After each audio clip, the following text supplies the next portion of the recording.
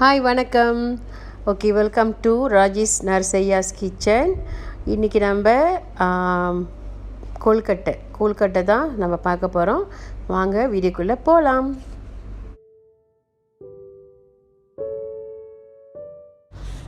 Okay, இன்றைக்கி நாம் இந்த டம்ளரில் ஒரு டம்ளர் தான் நம்ம மாவு எடுக்க போகிறோம். ஸோ இதில் ஒரு டம்ளர் மாவுனா இதுலேயே 1.5 டம்ளர் தண்ணி. ஓகேவா?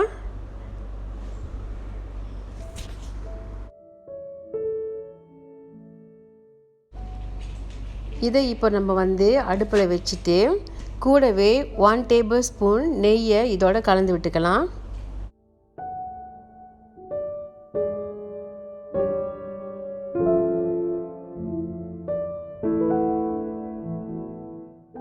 தண்ணி நல்லா கொதி வந்ததும் நம்ம எடுத்து வச்சுருக்கிற மாவை கொஞ்சம் கொஞ்சமாக இந்த சுடு தண்ணி கூட அப்படியே நம்ம கொட்டி நல்லா கிளறி வச்சுக்கலாம்.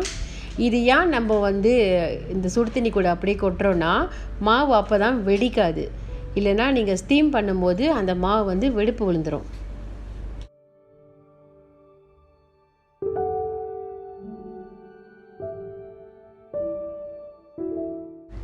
இப்போ இது இருக்கட்டும். நம்ம கொஞ்ச நேரம் மூடி போட்டுட்டு கை பொறுக்கிற அளவு சூடு வந்ததுக்கப்புறம் திருப்பியும் நம்ம நல்லா பிணைஞ்சு வைக்கலாம்.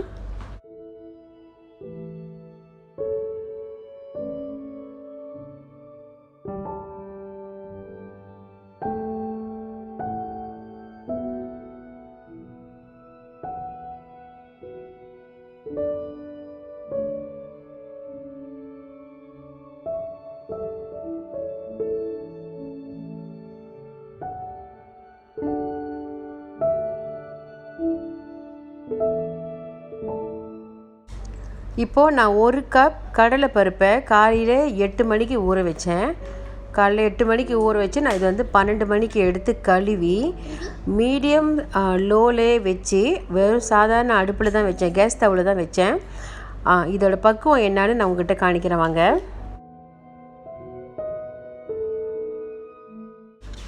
ஓகே, பருப்பு நல்லா வெந்துருச்சா இல்லையான்னு பாருங்கள். ஒரு 5 நிமிஷத்தில் பருப்பு நீங்கள் கையில் மசிக்கும் போது இந்த மாதிரி மசியணும்.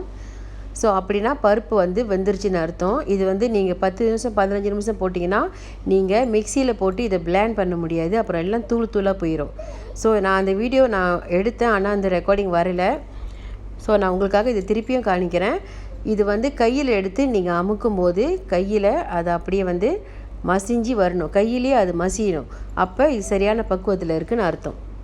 ஸோ அதில் உள்ள தண்ணியெல்லாம் நல்லா வடிகட்டினதுக்கப்புறம் இப்போ நம்ம ட்ரை ஐட்டம் அரைப்போம் இல்லையா, அந்த பிளேண்டரில் இதை கொஞ்சம் போட்டுட்டு சும்மா 2 பல்ஸ் மட்டும் விட்டு எடுத்துகிட்டு வந்துடுங்க.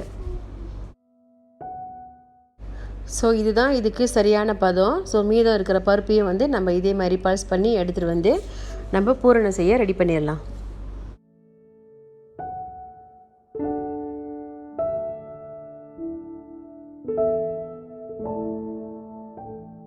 இப்போ இது கூட 4 டேபிள் ஸ்பூன் தேங்காய் பூ போட்டுக்கலாம்.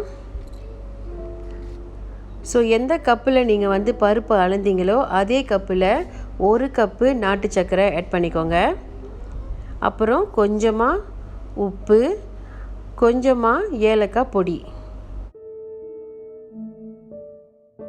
ஸோ இது நல்லா ஒரு தரம் நல்லா கிளறி வச்சுக்குவோம். இப்போது பூரணம் ரெடி ஆயிடுச்சு.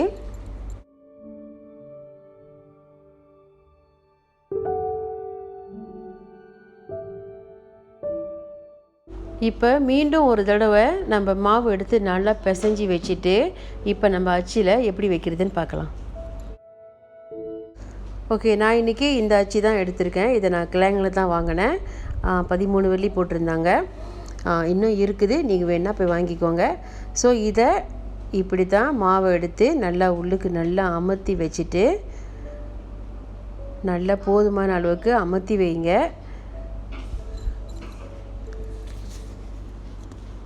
அப்புறம் கொஞ்சமாக பூரணம் எடுத்து பூரணத்தை நல்லா உருண்டை பண்ணிவிட்டு அதையும் நல்லா எடுத்து இதுக்குள்ளே போட்டுட்டு நம்ம மிச்சம் இருக்கிற இன்னும் கொஞ்சம் கொல்கட்டை மாவை எடுத்து அது மேலேயே மூடி நல்ல கிராஸாக இதை நீங்கள் வைக்கணும். அப்படி இல்லைன்னா நம்ம ஸ்டீம் பண்ணும்போது மாவு வெடிச்சிரும்.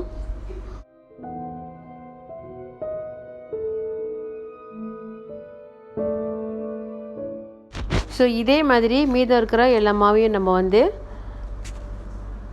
நம்ம இதே மாதிரி போட்டு கிராஸாக வச்சுக்கலாம். ஸோ நேற்று நான் ஒரு பிடி கொழுக்கட்டை போட்டிருந்தேன். அதில் நான் எப்படி ஸ்டீம் பண்ணியிருக்கிறேன்னு நான் காணிச்சிருக்கேன்.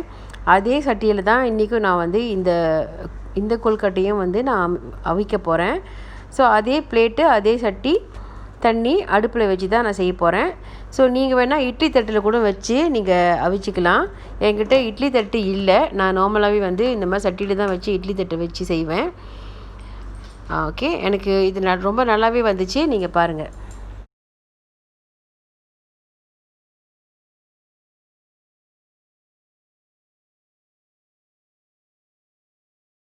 மறக்காமல் அச்சில் நெய் இல்லைன்னா எண்ணெய் தடவிடுங்க.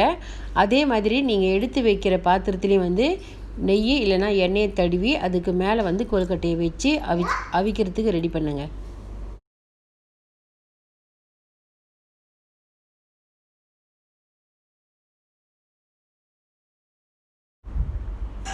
இப்போது நான் ஏற்கனவே அடுப்பில் சுடு தண்ணியை நல்லா சூடு காணிச்சிட்டேன்.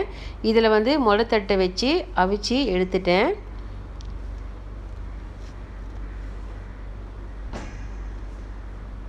இப்போது அடுத்து 2வது தட்டியும் நான் வச்சு அவிச்சு எடுத்துட்டேன். அடுப்பு லோ மீடியம் ஃப்ளேம்லேயே வச்சு 10 நிமிஷம் அவிச்சு எடுக்கலாம். அப்படி ஹையாக வச்சிட்டிங்கன்னா கொழுக்கட்டை எல்லாம் வெடிப்பு விழுந்துடும். பாருங்கள், ஒரு கொழுக்கட்டை கூட வெடிப்பு விழவே இல்லை. ஸோ ரொம்ப பெர்ஃபெக்டாக ரொம்ப நல்லா வந்துச்சு. ஹோப்ஃபுல்லி நீங்களும் ட்ரை பண்ணுவீங்கன்னு எதிர்பார்க்குறேன். பிடிச்சிருந்தா சப்ஸ்கிரைப் பண்ணி லைக் பண்ணிடுங்க. பாய்.